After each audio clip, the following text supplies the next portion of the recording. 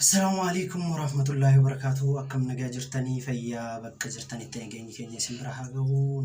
Bakka jiraattanii namni jiru waa jechuun dhiisu erga jiraanna waa jenna. Egaa bakka jiraattanii namni jirutu waa dubbataa fi waa dubbachuuf deemna. Ajandaa sadiin takkarraa waan xiqqoo waan natti fakkaatan dubbadhaa naaf folchaa. Maali jennaani ammarratti yeroo diinni akkanatti gamana harkaan qabattee uummata keenya qulqulluu waan tokko keessa hin jirre dhiigi isaa dhangalaastu kana keessatti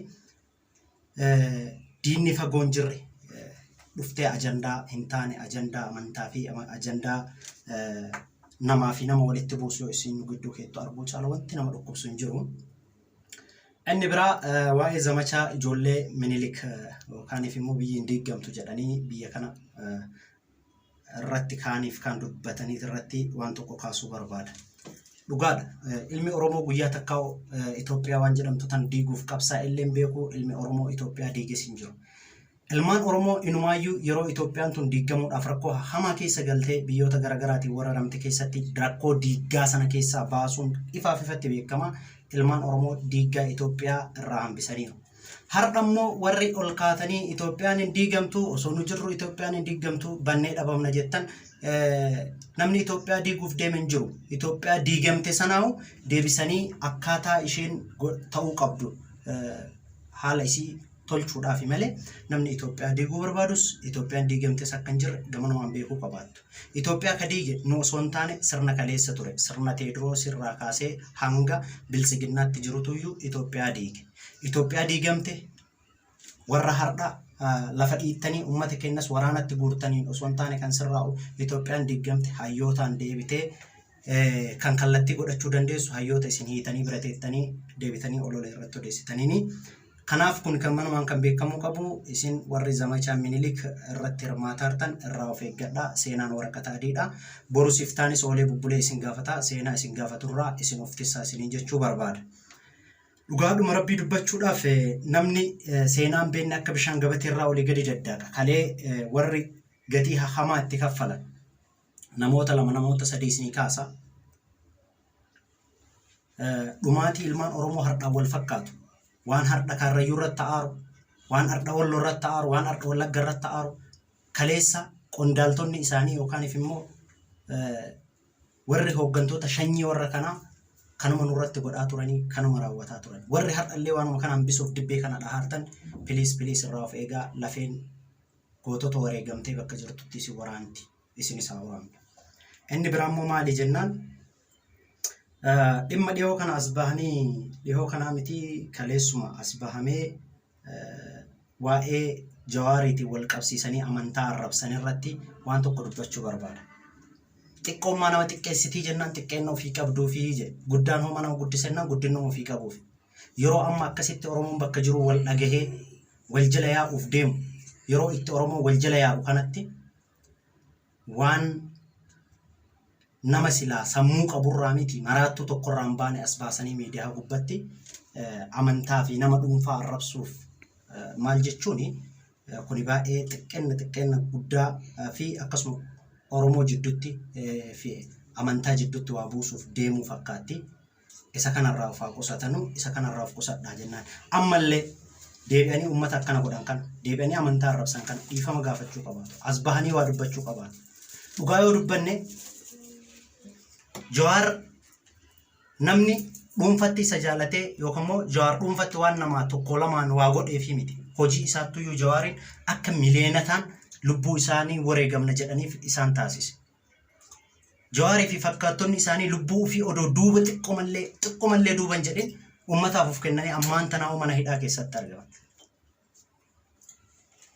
Akkuma kaleessa hayyoota nyaatanitti hardhallee nyaachuudhaaf kijibanii afaan mi'eessanii afaan damma dibatanii deebi'anii hayyoota arrabsuu maqaan taane namarra kaa'uu fi amantaa keessa seenanii amantaa xiqqeessuuf yaaluu jechuun kun xiqqeenna kanarraa immoo of eeguu qabaatu. Akka Oromootti waliin deemna taanaan xiqqeenna kanarraa dhaabbatanii of ilaaluu qabaatu.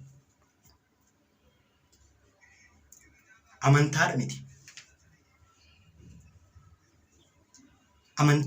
Amantaa miti nama dhuunfaa arrabsuu hin danda'amu. Yeroo kanarratti akkamitti ajandaa akkana jiru kana uummata Oromootiif lafa kaa'an. Yeroo kanarratti akkamitti ebalu akkasi of sabboonaa godhanii nama kaan akkamitti xiqqeessan of ol guddisaa nama kaan dhugaa yoo dubbanne hayyuun biyya kanatti biyyeen nyaatte osoo jiruu fi hayyuun biyya kanatti gatii kaffale maqaa isaanii dhuma jalqaba haga dhumaatti odolaa akka ibar amantaa har'a isaan xiqqeessaaran kana keessaa hin ba'u.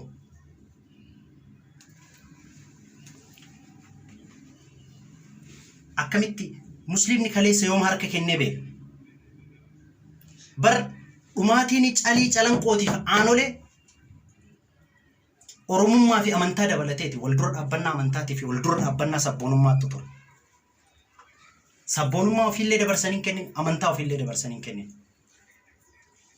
Akkamitti har'ammoo as deebi'amee jecha hagana ga'u waan fuula ummataa waan gurra ummataatiin tolle as baasanii amantaa namaa xiqqeessu. Isa kana completely ammallee taana warri isaanii fi fakkaattonni isaanii isaan duubaan hiriirtan dhaabadhaa ummatan burjaajessinaa yeroo ummanni wal jala yaa'aa jirutti yeroo ummanni tarsiimoodhaan deemaa jiru kanatti waan akka kanaa kana nuu kaa'uu keessan irraa of gabaabsaa. Ifa walitti himnaa of gabaabsaa. Kun isin hin baasu. Jilba lama gubatte sadaffaan naafa nu eeggadhaa wal eeggachuu qabaan.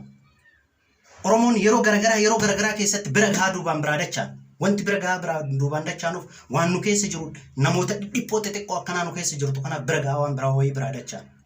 Nun tuttuqina nu dhiisa. Ka Rabbi ol fuudhe eenyuyyuu gad deebisuu hin danda'u.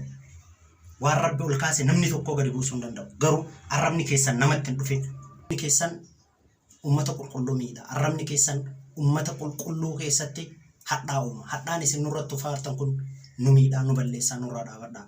Kana malee anaa nyaatuun nama nyaatu barum hundaa'ima dhumnaa bara hundaa'ima dhumnaa dhugama rabbiititti taateen Karrayyuu irratti ta'e baay'ee nama gaddisiisaa. Duguuggaa sanyiitirraa wanta adda ta'e tokko illee hin qabu kun duguuggaa sanyiitti nurratti gaggeeffame. Rabbiin isaan bira haa jiraatu. Rabbiin immoo diina ooltee bultee nurratti mala baasaa ilmaan Oromoo kana bakkuma isaan jiranitti dhiiga isaanii jissitu Rabbiin dhiiga kana dhiiga nu jissaaran kana nurraa haa kaasu. Waan harka isaaniif haa deebisu. Ummata keenya bakka jirtanitti Rabbiin isin bira haa jiraatu. Karrayyuu wanti har'a Karrayyuu irratti ta'e wanti kaleessaaf dheengadda Walloo fi Wallagga irratti ta'e godinaalee Oromiyaa tokkoon irra deemee qaqqabuu deema. Oduma mana teettan manatti isinitti hin dhufini. Waan diinaa kana argaa hubadhaa gadi qabaa laalaa atta taana waliin jedhaa namni akkam taana jedhee wal gaafate akka ta'uun dhabu itti yaada. Isiniif haa baay'isuu amtuu isinirraa haa qabu waan nu xiqqeessaa waan nu miidhaa Rabbi nurraa haa deebisuu bakka jirruutti tokkummaan nu haa itichuu. Assalaamu alaikum wa rahmatullahi wa barakaatuh. Nagarra oolaa bulaa.